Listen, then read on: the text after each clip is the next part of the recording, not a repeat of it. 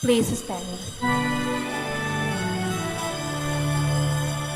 As we gather at your table, as we listen to your word, nourish us with sacred story, till we claim it as our own. Teach us through this holy banquet how to make love's victory known. In the name of the Father, the Son, and of the Holy Spirit, Amen. the grace of our Lord Jesus Christ and the love of God and the fellowship of the Holy Spirit be with you all. And with your spirit. My dear brothers and sisters, let us acknowledge our sins and to prepare ourselves to celebrate the sacred mysteries. I confess to Almighty God and to you, my brothers and sisters, that I have greatly sinned in my thoughts and in my words, in what I have done and in what I have failed to do, through my fault, through my most grievous fault. Therefore I ask the Blessed Mary, ever Virgin, all the angels and saints, and you, my brothers and sisters, to pray for me to the Lord our God. May Almighty God have mercy on us, forgive us our sins, and bring us to everlasting life. Amen. Lord, have mercy. Lord, have mercy. Christ, have mercy. Christ, have mercy. Lord, have mercy. Lord, have mercy. Let us pray. Grant, Lord God, that we, your servants, may rejoice in unfailing health of mind and body, and through the glorious intercession of the Blessed Mary, ever Virgin, may we be set free from present sorrow and come to enjoy eternal happiness through our Lord Jesus Christ, your Son, who lives and reigns with you in the unity of the Holy Spirit, God, forever and ever. Amen. Please be seated.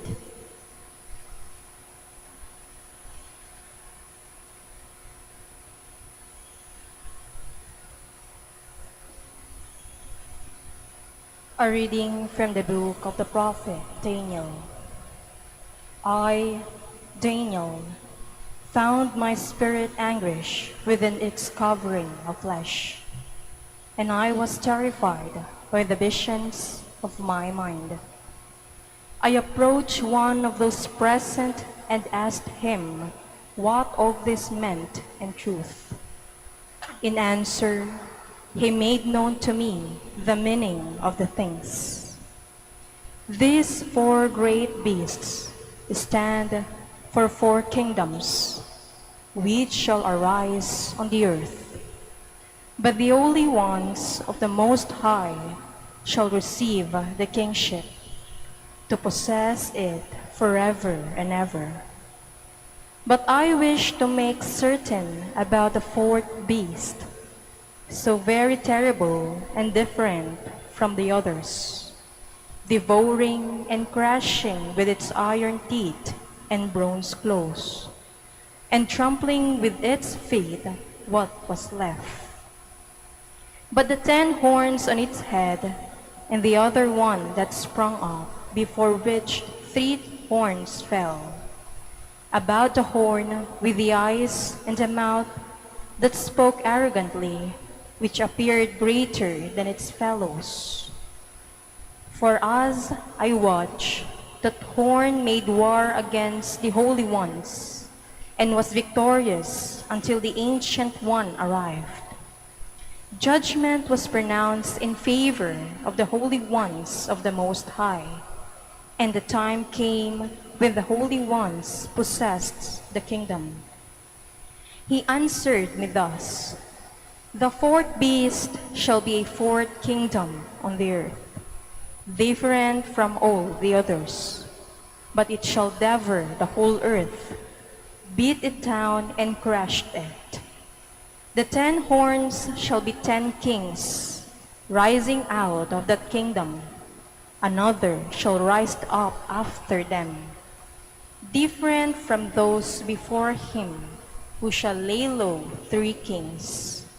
He shall speak against the Most High, and oppress the holy ones of the Most High, thinking to change the feast days and the law. They shall be handed over to him for a year, 2 years and half a year.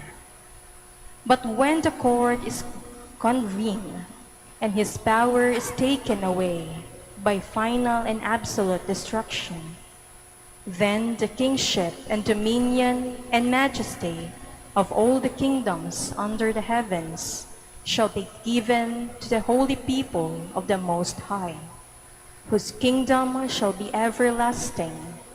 All dominions shall serve and obey him. The word of the Lord. Thanks be to God. Give glory and eternal praise to him. Give glory and eternal praise to him. You sons of men, bless the Lord. Praise and exalt him above all forever. Give glory and eternal praise to him. O Israel, bless the Lord. Praise and exalt him above all forever. Give glory and eternal praise to him. Priests of the Lord, bless the Lord. Praise and exalt him above all forever. Give glory and eternal praise to him. Servants of the Lord, bless the Lord. Praise and exalt him above all forever. Give glory and eternal praise to him. Spirits and souls of the just, bless the Lord. Praise and exalt him above all forever. Give glory and eternal praise to him. Holy men of humble heart, bless the Lord. Praise and exalt him above all forever. Give glory and eternal praise to him. Please stand.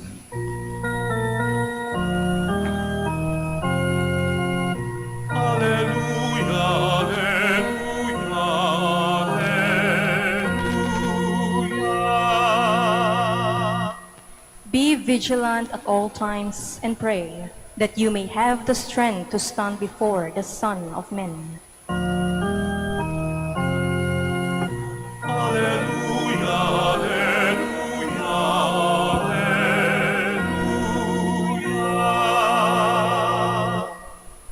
The Lord be with you. And with your spirit. A reading from the Holy Gospel according to Luke. Glory to you, O Lord. Jesus said to his disciples, "Beware that your hearts do not become drowsy from carousing and drunkenness and the anxieties of daily life, and that they catch you by surprise like a trap, for that they will assault everyone who lives on the face of the earth. Be vigilant at all times, and pray that you have the strength to escape the tribulations that are imminent, to stand before the Son of Man." My dear brothers and sisters, the Gospel of the Lord. Praise to you, Lord Jesus Christ. Please be seated. Magandang araw po sa inyong lahat at welcome po sa Minor Basilica ng Our Lady of the Rosary of Manaoag. Today, we are celebrating the last day ng calendar year. So bukas, bago na po ang season natin. Advent season na po. Panimula ng bagong calendar year ng simbahan. Liturgical calendar year ng simbahan. So nagbabago na. Kaya kung mapapansin ninyo, kung kayo pinagsisimba for the past days, halos lahat ng mga ebanghelyo ay napapatungkol sa end of times. Paghahanda, pagtatapos ng mundo, pagbabalik ni Kristo. Ganun po ang mga tema. And some of it are apocalyptic in nature. So ganun. End of times, Judgment Day. Meron akong nabasa na isang quotation na magandang i-share at dadagdagan ko na rin. Sabi doon, if you don't want to have regrets for the rest of your life, have no regrets at the end of each day. If you don't want to have regrets for the rest of your life, have no regrets at the end of each day. Dadagdagan ko po. Live each day with faith, with hope, with love, and with gratitude. Para pag dumating si Lord, handa tayong harapin siya. Paghahanda. Today's gospel reading is all about being vigilant, being ready. And there's a warning. Be careful. Dito kasi sinasabi dito yung carousing and drunkenness. Baka tayo po ay nahumaling masyado sa ating ginagawa Dito yung carousel ng Kristo, yung kain. Sobrang kain at pag-iinom. In a literal sense, literal yung sobrang kain, masama sa katawan yan. Okay man kumain, di ba? Ang sarap kumain. Lalo na pagka libre. Ay naku, ang sarap kumain, lalo na kapag libre. Masarap uminom, masarap din. Lalo na pagka libre. Pero ang sinasabi sa atin ng Diyos, baka makalimutan ninyo. Ang tinatawag kasi dito is carousing with pleasures. Pleasures of life. It may be eating, drinking. Mag-ingat kayo na baka malasing kayo. Maaring sa alak. But on a deeper sense, ito po. Baka kasi masyado tayong nahumaling at nag-i-enjoy sa mga, sabi nga dito sa mga makamundong bagay na nakakalimutan na natin ang espiritual na bagay. Kasi kung minsan kapag tayo po'y nag-i-enjoy, baka makaligtaan natin na meron tayong ibang kasama. We become numb of the needs of other people. Minsan nga, isa sa mga masakit na makita sa social media, pictures of family enjoying their meal. Sarap na sarap sila. And yet, hindi nila mabigyan ang kanilang katulong o di kaya driver ng pagpakain, ng pagkain. Bakit? Ay, nag-enjoy sila. Kapag minsan masyado ka nag-enjoy sa buhay, hindi lamang sa pagkain, but it's about life. Sometimes you become numb. Tayo nagiging manhid sa pangailangan ng iba. Maraming ganyan. Ingat-ingat. Sabi ko po, hindi po masama ang kumain. Huwag lang sobra palagi. Magandang basahin to sa mga nagsasamgyup, no? Mga nagsasamgyup, di ba, daming kinakain. Wala pong masama doon.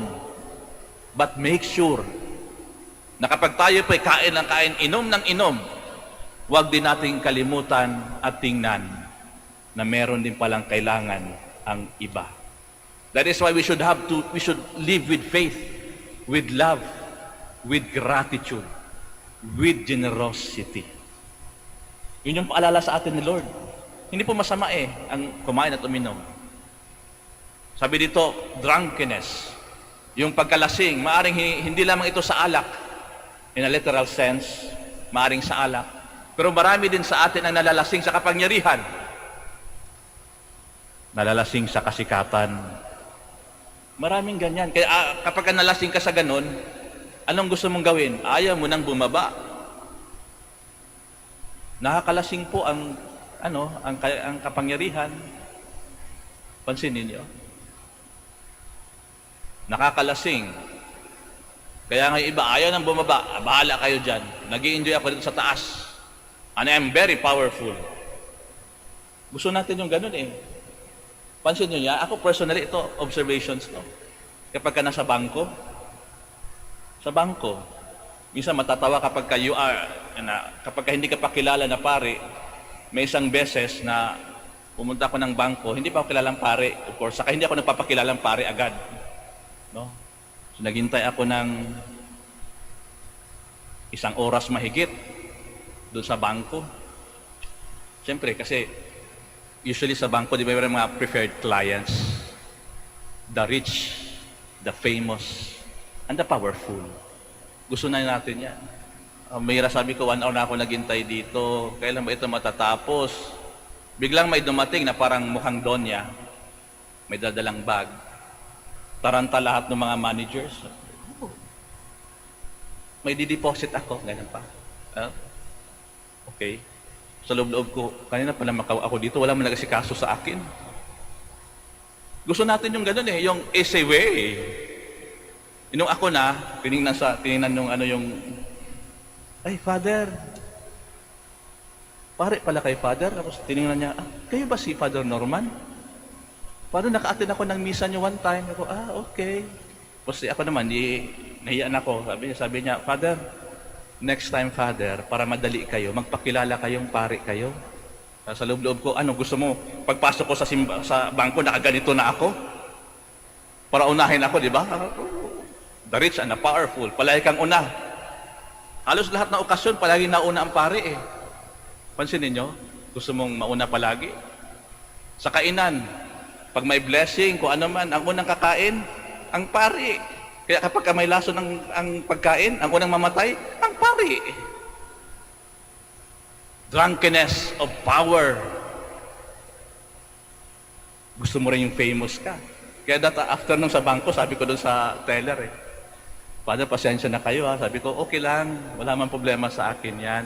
Pero sabi ko sa kanya, alam mo, miss, dito ko naintindihan yung kasabihan na patience is a virtue. Tumawa na lang yung babae, yung teller. Sabi ko, sige, next time po, and I don't really mind.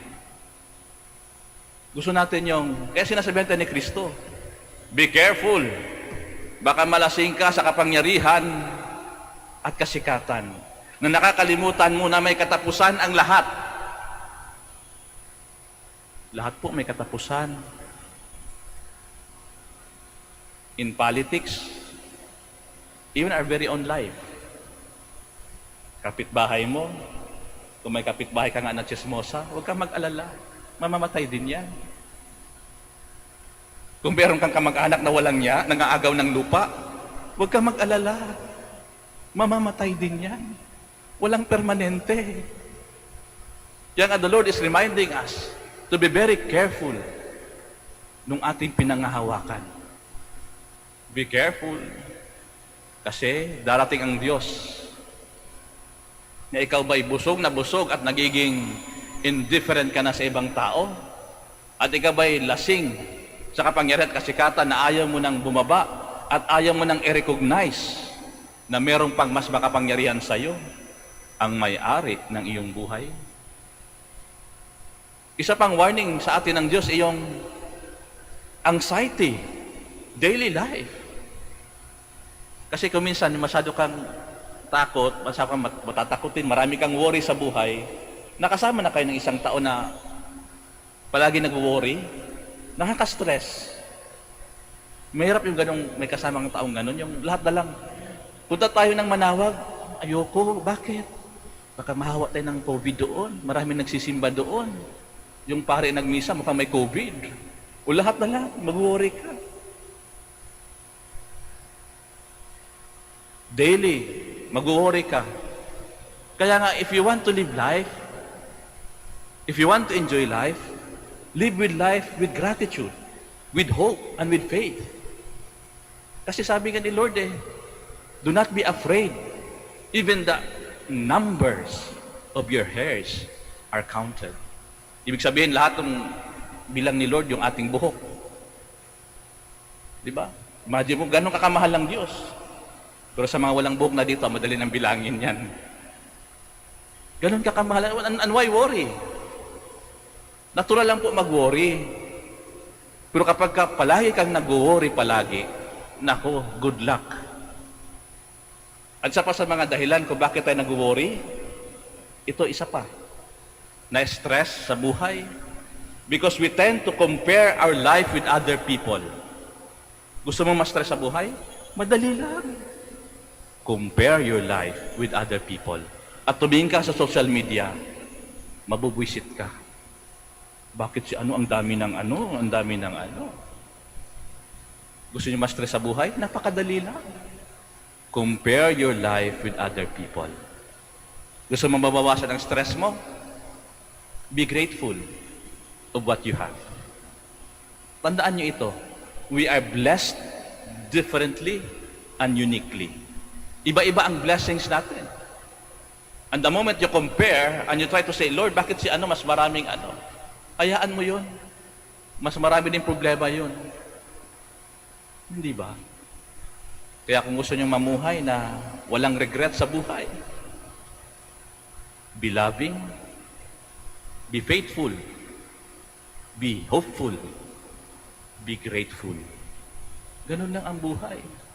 Para pagdating ni Lord, Norman, time's up, tama na ang buhay mo, lasing ka ba? Hindi po ako lasing, Lord. Ready akong sumama sa iyo agad-agad. Busog ka ba? Tama lang, Lord. I watch my diet and I give some to other people. Stress ka ba sa buhay? Hindi naman, because ako po'y naniniwala na with all your love, your mercy, kahit makasalanan ako, tatanggapin mo ako. Ganun. Kasi pagdating ng ating panahon, nakunin na tayo ni Lord, which is hindi natin alam kung kailan, pag dumating man yon. Pero kapag ka namuhay ka na walang regrets every day of your life because you live with love, with hope, and with faith, and with gratitude to the Lord, you can face the Creator and say, Lord, thank you. I have enjoyed my life, and the people around me are also enjoying with me. Di ba mas masarap na feeling yon? Kaysa na pag dumating sila, sasabihin mo, Lord, sandali lang, hindi pa ako handa. You just have to choose. Di ba? Let us all stand.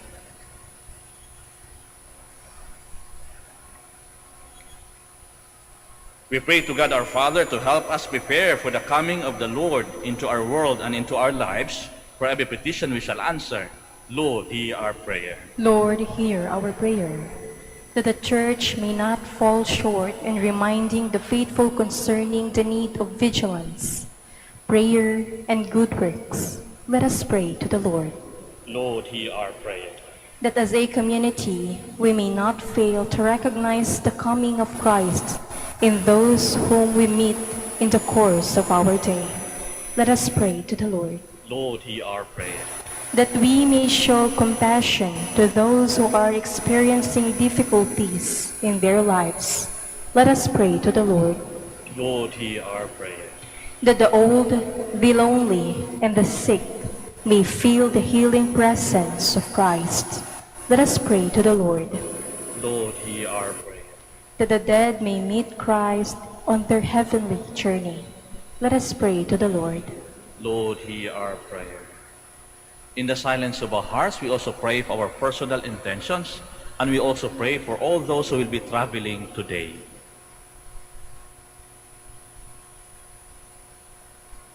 Let us pray to the Lord. Lord, hear our prayer. Lord God, give us a new vision as we wait in joyful hope for the coming of your Son, Jesus Christ. Amen. Please be seated.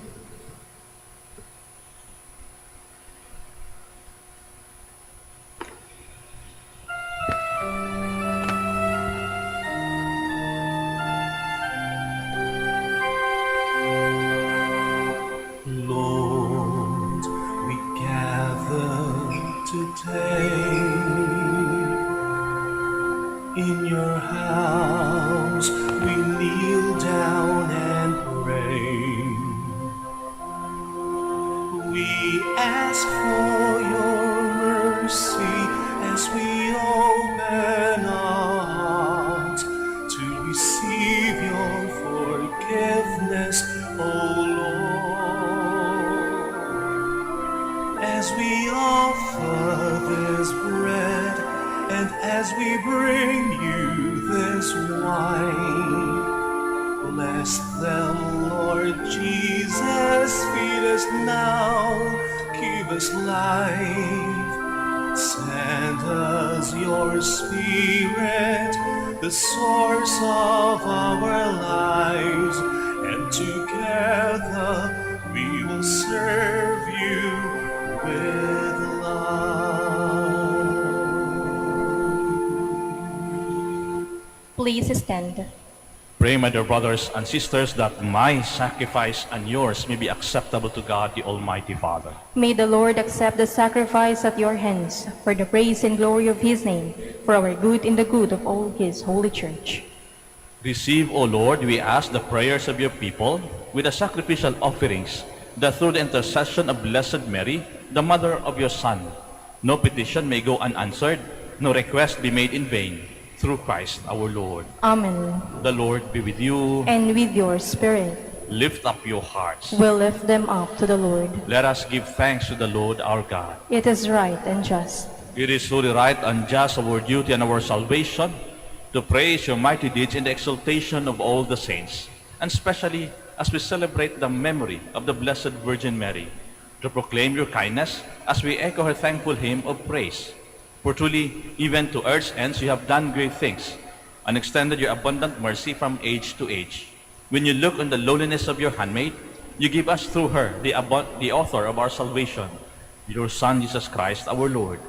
Through him, the host of angels adores your majesty and rejoices in your presence forever. May our voices, we pray, join with theirs in one chorus of exultant praise as we acclaim.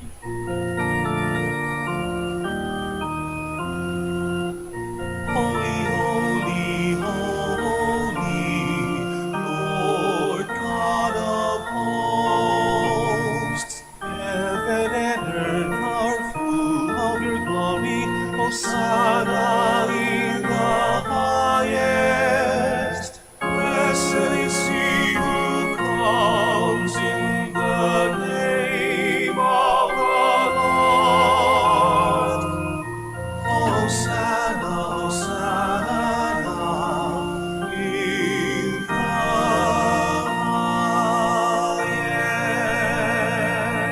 highest. Please kneel. You are indeed holy, O Lord, the fount of all holiness.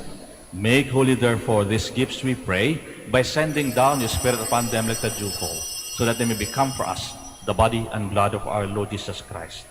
At the time he was betrayed and entered willingly into his passion, he took bread and giving thanks, broke it, and gave it to his disciples, saying, Take this, all of you, and eat of it, for this is my body, which shall be given up for you.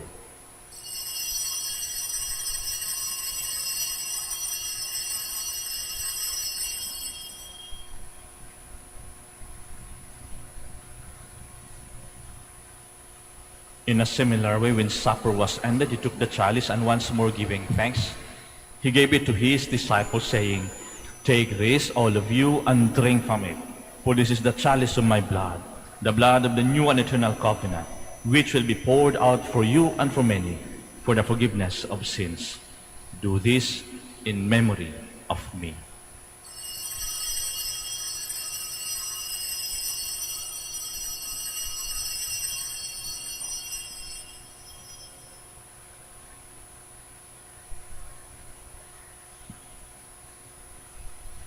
Let us proclaim the mystery of our faith.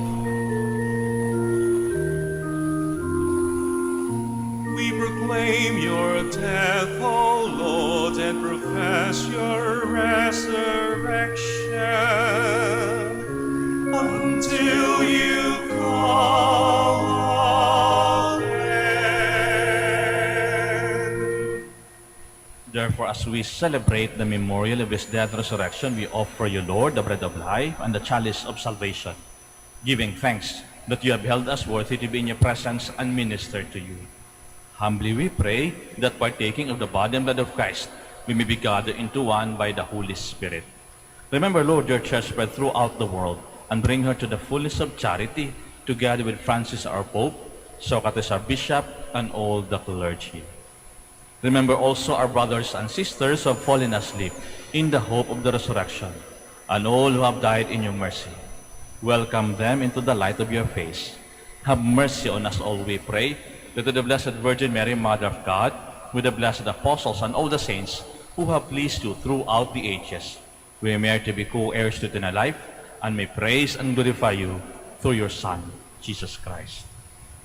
Through him, and with him, and in him, O God, Almighty Father, in the unity of the Holy Spirit, all glory and honor is yours forever and ever.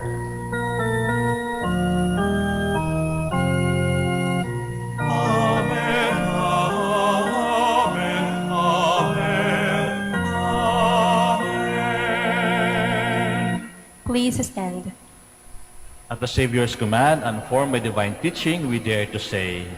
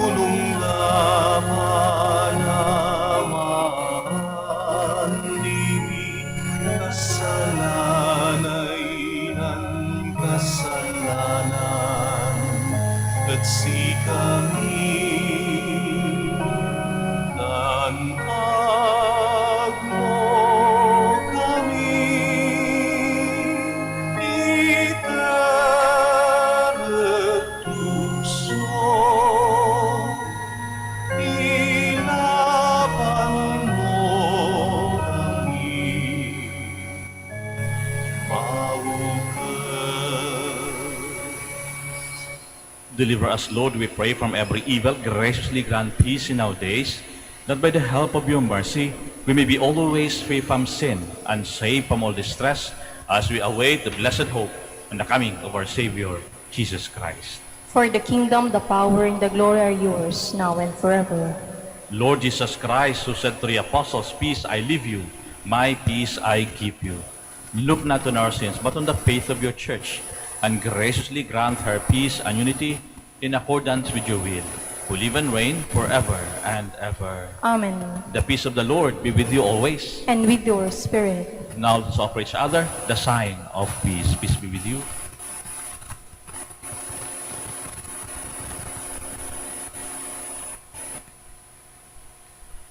Lamb of God, You take away the sins of the world, have mercy on us.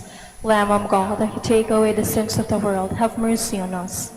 Lamb of God, you take away the sins of the world and grant us peace. Please kneel.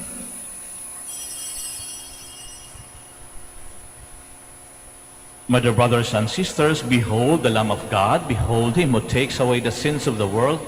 Blessed are those called to the supper of the Lamb. Lord, I am not worthy that you should enter under my roof, but only say the word, and my soul shall be healed.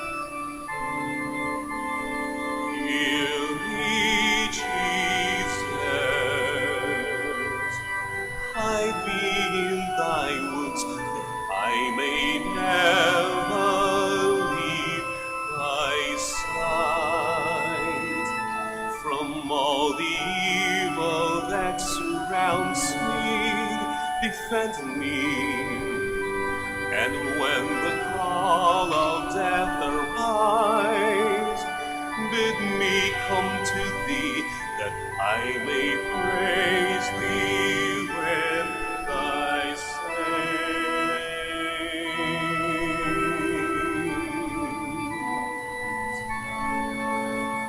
forever.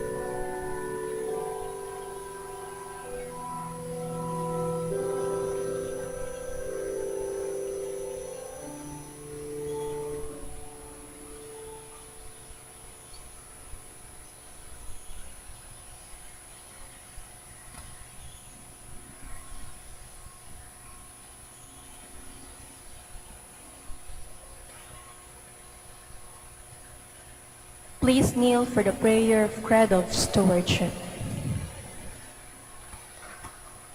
I believe in the God of love, the owner of everything who possesses everyone. I believe in the God of mercies, who has chosen me to be steward of Mother Nature and Mother Church, in spite of who I am and what I have done. And in spite of infidelities he knows I will still commit.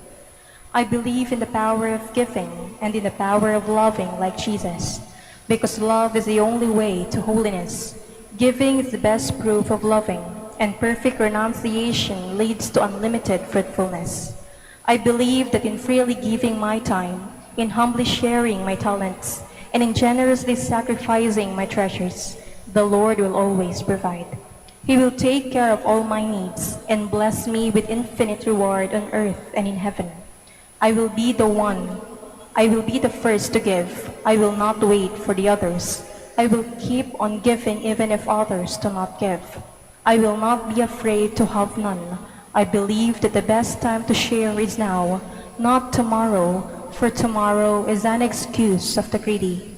I will keep my needs and wants simple and few, for I believe that in reducing my selfishness, I will grow in happiness and holiness. I am steward of the Lord. I will return all this to him with abundant yield. Much is asked of me because much has been given to me. I praise the Lord for his kindness to me, now and forever. Amen. Please stand. Let us pray. As we receive this heavenly sacrament, we beseech, O Lord, your mercy, that we who rejoice in commemorating the Blessed Virgin Mary may, by imitating her, serve worthily the mystery of our redemption through Christ our Lord. Amen. The Lord be with you, and with your spirit. and may Almighty God bless you, the Father, the Son, the Holy Spirit. Amen. The Mass is ended. We go in peace. Thanks be to God. We shall now have the prayer for the blessing of the sick. God, our Almighty Father, by your blessing, you give us strength and support in our frailty. Turn with kindness toward our sick brothers and sisters. Free them from all illness and restore them to good health. Through the intercession of Our Lady of the Rosary of Manaoag, so that in the sure knowledge of your goodness, they will gratefully bless your holy name. We ask this through Christ our Lord. Amen. We shall now pray for the blessing of rosaries and religious articles and images. In memory of the mysteries of the life, death, resurrection of our Lord Jesus Christ, and to the honor and glory of the Blessed Virgin Mary, Mother of Christ, Mother of the Church, Our Lady of the Rosary of Manaoag, may these rosaries, images, candles, oil, and religious articles be blessed and made holy in the name of the Father, and of the Son, and of the Holy Spirit. Amen.